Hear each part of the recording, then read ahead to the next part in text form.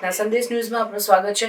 ખેડા જિલ્લાના રઢુ ગામમાં મામલતદાર અને ખાણ ખનિજ વિભાગની મોટી કાર્યવાહી। નદી પર બનાવવામાં આવેલ ગેરકાયદેસર બ્રિજ પર બોલાવ્યો સપાટો। રઢુ નજીક વાત્રક નદી પરના 15 નંગ પાઇપોના ગેરકાયદેસર બ્રિજ પર ફેરવી દીધું તંત્રનું બુલડોઝર।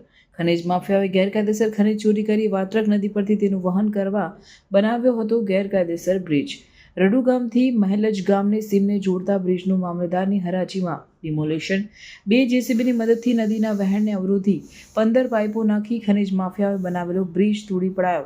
સમગ્ર મામલે ખેડ મામલતદાર જે.કે. ખસિયાએ આપ્યું નિવેદન। અગાઉ રઢુ સરપંચે તાલુકા સ્વાગત કાર્યક્રમમાં રજૂઆત કરતા એસડીએમને સ્થળ વિઝિટ કરવા આપી હતી સૂચના। મામલતદાર અને ખાણ ખનિજ વિભાગની ટીમ દ્વારા જોઈન્ટ વિઝિટ કરતા ગેરકાયદેસર બ્રિજ મળી આવ્યો। ગેરકાયદેસર બ્રિજ મામલે મામલતદારે એસડીએમને રજૂઆત કરી। એસડીએમે કલેક્ટરને રજૂઆત કરી। કલેક્ટર દ્વારા તાત્કાલિક ગેરકાયદેસર બ્રિજ તોડી પાડવા આદેશ કરાયો।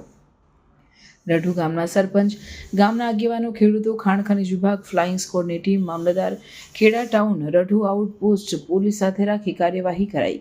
સવારથી મહેનત કરીએ છીએ પણ આજુબાજુ કોઈના પણ દ્વારા ગેરકાયદેસર પુલ કોણે બનાવ્યો તે અંગેની માહિતી નથી મળી। આ પુલ સંપૂર્ણ તોડી ખાણ ખનિજ વિભાગ દ્વારા આગળની વધુ તપાસ કાર્યવાહી હાથ ધરાશે તેવું ખેડા મામલતદારે કહ્યું। ખાણ ખનિજ વિભાગ ખનિજ માફિયાઓ વિરુદ્ધ કડકમાં કડક કાર્યવાહી કરશે। આવા બેફામ ખનિજ માફિયાઓ પર 100% સરકારે કડકમાં કડક પગલાં લેવા જોઈએ।